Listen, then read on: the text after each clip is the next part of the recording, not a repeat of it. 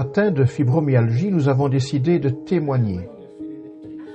Nous nous sommes rencontrés et nous avons parlé de nos misères. Je m'oblige, c'est tout le temps, c'est un travail. Aujourd'hui, avec nos mots, notre vécu, nous vous partageons notre expérience de cette maladie peu connue, avec ce message d'espoir, mieux, malgré la fibro. Ce qui est bien, c'est de trouver ses propres solutions.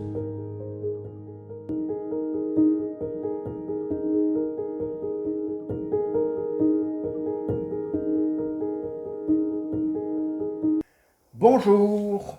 Manger, s'alimenter est quelque chose de vital. Alors aujourd'hui, nous allons rencontrer Dominique qui va nous parler de l'impact qu'a eu la fibromyalgie sur un de ses plaisirs qui était de cuisiner. Alors bonjour Dominique. Bonjour André. Tu es une fan de cuisine. La maladie, la fibromyalgie t'a empêché de vivre ça pleinement et même de plus en vivre du tout. Exactement. Exactement. Il faut dire que je suis une fille de cuisinier, donc j'ai toujours cuisiné pour une famille nombreuse, quand j'étais jeune, et puis pour ma famille normale, et puis maintenant pour nous deux. Mais maintenant, faire des confitures, de la pâtisserie, tout ça, c'est fini, je n'y arrivais plus. Bon, on avait déjà un robot pour faire le pain, on fait le pain nous-mêmes, on le cuit dans le four, et je me suis dit, bon, il faut s'équiper, il n'y a rien à faire. Ça veut dire qu'à un moment donné, tu te rends compte que tu n'es plus capable de cuisiner comme avant. Alors, c'est quoi l'impact sur ta tête à ce moment-là? C'est un manque. Je ne sers plus à rien. C'est toujours manger la même chose, ou pas faire des bons petits plats, ou ne plus recevoir. C'est le résultat, mais quel est l'impact sur ton mental, sur ton moral par rapport au fait de ne plus savoir cuisiner? Sur mon mental, je me sens tout à fait dévalorisée. Et puis, je ne sais plus à quoi je sers, puisque de toute façon, je ne sais plus rien faire de ce que j'aimais. Ouais. Ça provoque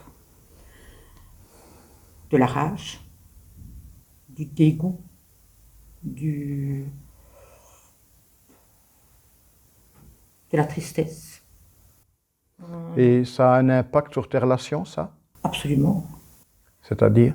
Absolument, parce que je n'ai plus envie de recevoir, je n'ai plus envie de cuisiner. Quand tu dis que tu te sens désœuvré, tu n'as plus d'intérêt, ça veut dire que par rapport aux autres qui pouvaient compter sur tes dons de cuisinière, tout d'un coup, tu es quelqu'un d'autre. Ah, mais je pense, parce que eux, ils me disent, mais tu n'as pas besoin de faire tout ça. Mais moi, j'aime faire ça. Oui. Donc c'est quelque chose que je ne peux plus faire. Et alors je me suis dit, bon, il n'y a rien à faire, il faut que je m'équipe. Mais eux te disent quand même que même si tu ne fais pas ça, tu restes quelqu'un d'important pour eux. Oui. Et malgré Mais ça... c'est moi, pour eux, oui. Pour eux, ça ne change pas. Mais pour moi, non. Ça change beaucoup. Pour moi, ça a changé beaucoup. Ouais. Vous êtes devant un dilemme, ton mari et toi.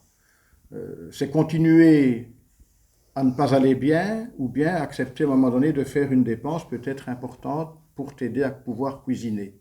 Je me suis décidée, après en avoir vu quelques-uns, les confitures, les sauces, la bolognaise, mettre tout dedans. Il faut encore le manger soi-même. C'est très bon, ça a vraiment une belle consistance, c'est des bons produits. Voilà, mais je ne me fais plus de mal. Et tu as mis du temps à entrer dans cette logique-là? D'abord le constat que tu ne savais plus faire, et puis la rage. Oui. Qu'est-ce qui fait que tu passes à un autre cap? Mais peut-être d'avoir entendu parler de ces robots, d'en avoir vu. Et même quand j'ai eu le robot, j'ai commencé par des choses très simples. Je ne m'imaginais pas faire une béchamel dans un robot. Pour moi, c'était impossible. Franchement, la facilité. Et une forme de libération, alors? Ah, et la libération. Mais c'est que je ne me fais plus de mal pour cuisiner, mais je fais encore ce que j'aime. Une fois que c'est fait dans le robot, moi, je fais mon plat. Je ne dois plus mélanger, je ne dois plus... C'était donc des mouvements qui étaient problématiques pour toi. Oui. Donc tu as retrouvé un certain bonheur de cuisiner. Ah, tout à fait, exactement. Ce qui te plaisait. Et puis cuisiner, c'est bon, quoi. Et c'est bon pour le moral. C'est bon pour le moral. Ok, s'il y avait maintenant un mot pour qualifier ce chemin-là, qui fait qu'à un moment donné, tu achètes quelque chose qui va libérer une énergie en toi. la facilité, Oui. le soulagement et le bonheur de pouvoir refaire ce que je ne savais plus faire. Les confitures, par exemple. Donc, chers amis, si vous voulez faire des confitures et que vous avez la fibromyalgie, peut-être, soit vous les faites faire, soit vous trouvez un robot quelque part, machine ou humain, qui sait. En tout cas, merci Dominique. Merci André.